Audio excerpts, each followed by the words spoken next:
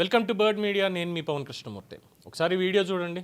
నీకేంటి అబ్జెక్షన్ గుడి చెప్పు, గుడి కట్టుకుంటే నీకేంటి అబ్జెక్షన్ ఇక్కడ గుడి కడితే? ఇక్కడ ఉన్నారు ఇప్పుడు ఎందుకు వస్తున్నాను నిషేధాలు వస్తువు చూసుకోవాలి రాని రాని వస్తువు చూసుకున్నాం. విభేదాలు లేకుండానే ఉండాలి. ఇక్కడ ఎంతమంది హిందువులు ఉన్నారు, ఎంతమంది క్రిస్టియన్లు ఉన్నారు? అదే మరి సర్టిఫికేట్ కూడా ఉందండి. ఇక్కడ ఒక్క హిందువు కూడా లేడా? హిందూ లేడండి, అసలు ఒక్క హిందూ లేడు. ఇక్కడ గుడి కడతాం రామాలయంలో. చూశారుగా, ఆంధ్రప్రదేశ్ డిప్యూటీ స్పీకర్ రఘురామకృష్ణరాజు గారి నియోజకవర్గంలో ఒక గ్రామంలో జరిగినటువంటి ఒక ఘటన.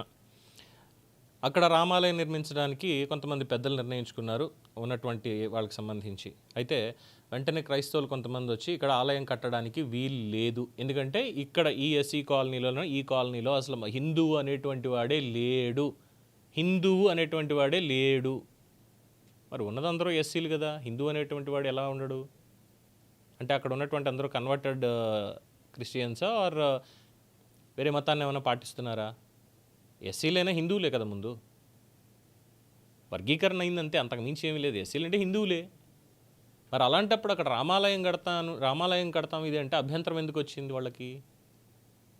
సో కన్వర్టెడ్ అయినప్పుడు వాళ్ళ ఎస్సీ సర్టిఫికేట్స్ అన్ని తీసుకొస్తే అయిపోతుంది కదా. ఏ విధంగా ఉంది అనేది వెంటనే బీసీసీకి కింద కన్వర్ట్ అయిపోతారు, హ్యాపీ.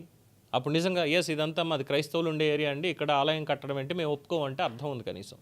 అదే అడిగారు రఘురామకృష్ణరాజు గారు కూడా, లీగల్గా ఇక్కడ గుడి కట్టి తీరతాం, తీసుకురండి ఎంతమంది హిందువులు ఉన్నారో ఎంతమంది క్రైస్తవులు ఉన్నారో లెక్క తెలుసండి, సర్టిఫికేట్లు తీసుకొని రండి అని. పైగా అక్కడ ఉన్నటువంటి ఆయన చెప్తాడు అసలు ఇక్కడ ఒక్కళ్ళు కూడా హిందువులు లేరు అని చెప్తాడు.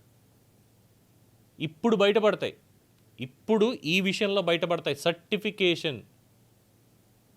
అంత క్రీస్తుని నమ్ముకున్నానని గర్వంగా చెప్పుకోవచ్చు కదా, తప్పే ఉంది. లేదు, మేము అది నమ్ముకోవాలి, మాకు ఇక్కడ ఇచ్చేటువంటి రిజర్వేషన్లు ఇవి కావాలి. అందుకే సుప్రీంకోర్టు కూడా క్రీమీ లేయర్ విధానాన్ని వర్తింపజేయాలనే దానికి రాష్ట్రాల నుంచి అభిప్రాయం కూడా కోరింది.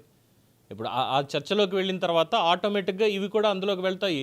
సార్ మరి ఇక్కడ ఇలా కన్వర్టెడ్ అని ఉన్నప్పుడు క్రీమీ లేయర్ అనేటువంటిదే కాదు, ఈ కన్వర్షన్ అనేది ఉన్నప్పుడు బీసీసీకి కూడా ఇది చేయాల్సి వస్తుంది అని చాలా స్పష్టంగా చెప్పేటువంటి అంశం.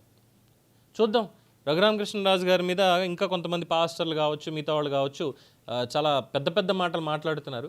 మరి చట్టపరంగా ఏమైనా చర్యలు తీసుకునే అవకాశం ఉందా? అలాగే అక్కడ ఈ రామాలయ నిర్మాణం జరిగి తీరుతుంది అని రఘురామకృష్ణరాజు గారు చెప్తున్నారు.